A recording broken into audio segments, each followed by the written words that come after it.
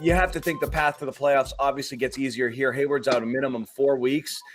There's 5 weeks left in the season. That's a minimum 4 weeks. This is one of those, like, we'll check him at 4 weeks and be evaluated. It really sounds like his season is done. Which is Regular crazy because season, at least. he didn't even look to be in that much pain. Like, No. going up. Like, it was almost like he was. I felt he was almost like gonna walk it off, and now it's like, oh, what's a sprained foot, John? You're the closest to MD here. What is that? It all depends what kind of that's true. Midfoot, where it's sprained. I didn't see what it was here, but you know. What is that? Foot muscles? Huh? Foot muscles? It's not an ankle. No, it's the same thing. It's just there's different parts of the foot has a billion bones in it. It's a million different things that you could sprain That's a fact, there. by the way. There's a million bones in the foot. That's facts. Yeah, but I mean, you're not spraining. I know bone. a couple doctors. There's a ton of ligaments and other things in there too. I mean, but it's very similar to ankle injury. Sometimes they call it foot and it's really ankle. It's just which part is it? But I mean, you have those midfoot sprains which really mess people up. And 4 week designation right away means they're pretty sure that he'll be evaluated in 4 weeks, is what they said. Yeah, exactly. Right. So I mean, it looks like this is one of those like longer term situations. So that leads me to my question: did the Celtics make the right decision? Well, that's what's fair to talk about. And we were talking about on the thread, like, at what point do you stop saying bad luck and just say brittle?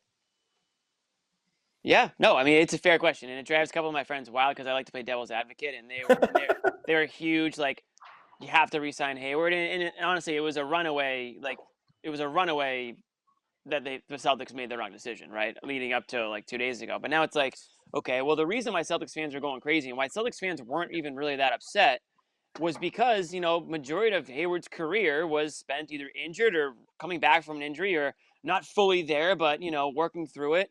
And to see him, thrive in Charlotte, that was like, wow, that's the Gordon Hayward that everyone thought the Celtics were getting and never actually got.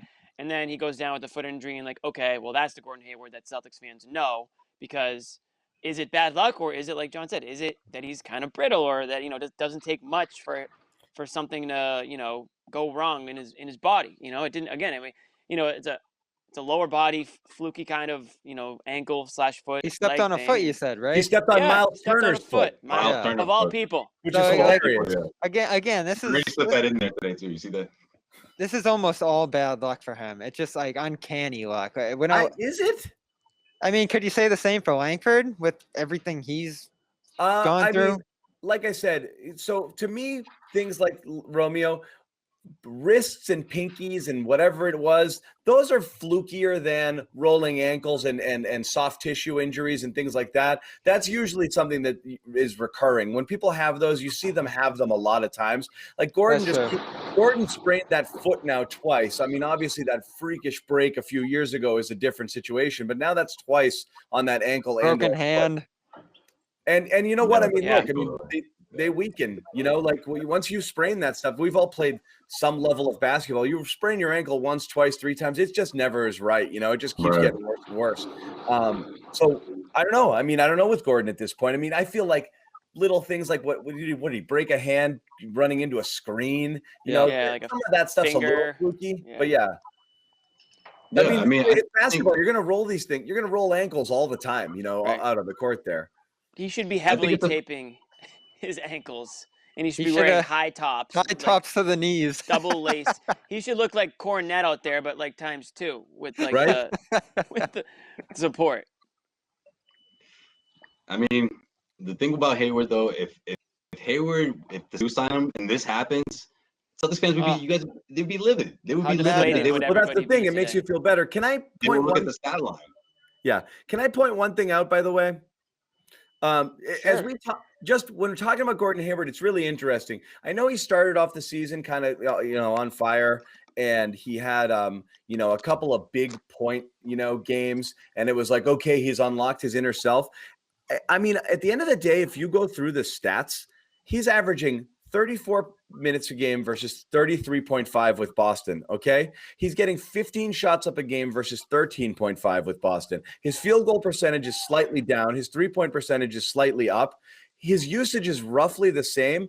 He's really almost his rebounding is down. His assists are identical. He's literally last season. this last season with this season is Well, he was really good last statistically not that far off. He so was good it is last interesting season. That's a great point by Jimmy. It shows too, like how great he was last year and how underrated that was. But the narrative that leaving for he Charlotte got hurt again, though. But I'm saying the narrative that leaving for Charlotte unlocked him is a fallacy. He's pretty much been there what he was here. And so this notion that I get to go there and be more of myself, he's not really doing anything different than he did last year. So there's two parts of it, though. I mean, being the front man isn't just about him taking a million shots. Like, he's setting up other teammates. He's the guy on the ball all the time there. And you look at the numbers, his importance there. He's missed 4 games. They're 1-3. Now tonight you add that in, they're 1-4. Like, he's been an important piece there on both ends of the floor and within the offense outside of scoring. He's just been a floor general for them, frankly. Again, that's fine, but he was here at the times when he was out. He was always a secondary ball handler on this team. He was expected to do a lot with the ball and to be a playmaker as well. So again, I think it's fine if he's got a little bit more responsibility and or respect from his teammates for his role there. His overall, what it's doing for him and his career and who he is and getting to be the true best version of himself is a pretty marginal difference. So I don't know. What's his percentages? He's probably like 50%. No, like I said, his field goal percentage slightly down from 50 to 40, high 40s, and his 3-point percentage from 38 to 40. It's pretty close, but I mean, one and a half shot attempts more, and every other rebounding up, assists flat, almost everything is flat across the board, and minutes about the same. So he's being pretty much. I mean, it wasn't like he was not used here. I mean, this is who. Let's put it this way. This is like what it's the narrative, John. He's a 27 point per game scorer, whatever he was in Utah, and that the Celtics suppressed that. He's pretty much this guy, and he was this guy for the Celtics last year, which is a really good player. I just think when he talked about being a featured player and wanting to be that, I just think it was more about the narrative than anything. It wasn't about the production. It wasn't about the role. It was about the fact that everyone was saying this is Tatum and Brown's team. And when Gordon Hayward first signed here, it was too many wings. He was supposed to be the one that's going to lead the obviously him and Kyrie, or originally it was supposed to be him and Isaiah Thomas, but it was supposed to be him and Kyrie. He got hurt when he came back. Even as he was working his way back, the narrative started to change. Okay, now Kyrie's, he's the mentor for these young rising superstars. It wasn't Kyrie and Hayward are the mentors. No, just Kyrie. And as he's trying to get himself back, he finally got himself back, put together his best season in Boston last year. But again, what's everyone remember? It's what have you done for my Celtics fans, right? What have you done for us lately, right? You got hurt in the postseason. In the postseason, you fought through, but obviously he wasn't the same player. Obviously, you forget what happened because 2 months went by, from the NBA shutting down.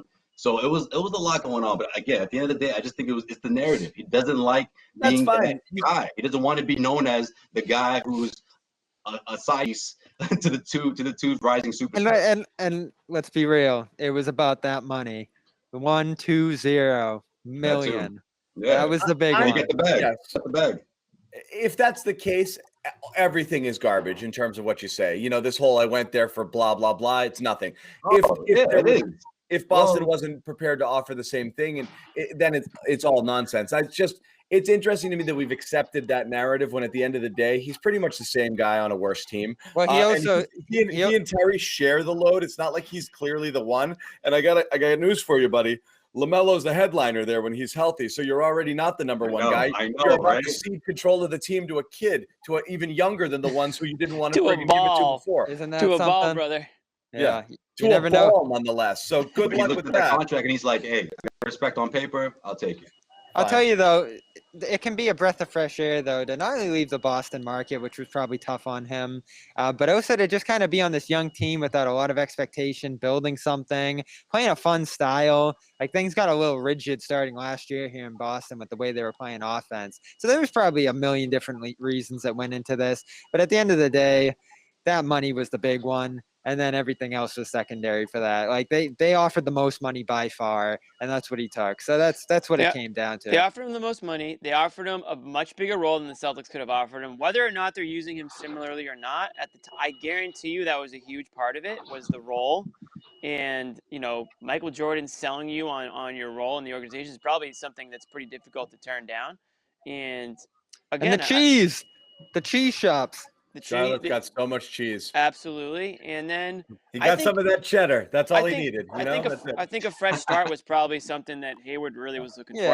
I think his Boston career was probably one that he'd like to move on from for a number of reasons. You know, health. I think he felt disrespected, not just from the fans, but maybe from people within the team. Maybe he felt like his role was just, like you guys said, he's kind of a bit of Mr. Education Reform. Mr. Education Reform might have felt a little out of place. Is that what you getting at? Maybe he did. He rode the Kurt Schilling train out of town. He said something about the injury. I'm just thinking about the first day. Hold on. I'm just thinking about the first day when they're all putting the jerseys on, and Gore's just like. Everyone's posing, and Hayward's like, I'll see you guys later. Right. He thought it was the perfect choice. And he said something about the way the injury was handled too, Joe Swayer. He alluded to that. Sure. Yeah. That comes into play too. It feels like, yeah. Remember when he left the bubble and went to his own doctor instead of going to get treatment in Boston? That was kind of a weird thing too. He went to Indy, Yeah, so all that stuff came together, and again, I think we can all agree, even if they offered $120 million, he was probably never coming back to Boston. So it's all water under the bridge, and we can talk about Turner or the TPE or Fournier and all this stuff, but we all agree they probably should have brought him back, and we also all agree, I think, that there was no chance he was coming back under any circumstance. That makes it a little easy. Maybe. I don't know. Offered him $120 million. I don't know. You really don't think he would have? I don't know. I think Robin made the decision. From a cap perspective, in terms of having the assets and having this here versus the little dance that they've had to do here, yeah, you would have gone into the tax. It would have been expensive. But having Gordon here would have just been one box you didn't have to worry about anymore. You would have just been checked at that position. You knew going forward you'd have a solid core, and you didn't have to worry about it. You don't have to trade any picks, so you can just keep picking young guys and try keep picking young guys, see if you had a lottery thing, or you could potentially package and try to sell off Kemba and see if you can get out from under that contract because you knew you'd had kind of more in the fold. Now you can't because you really need to hold on to it because you're just not deep enough.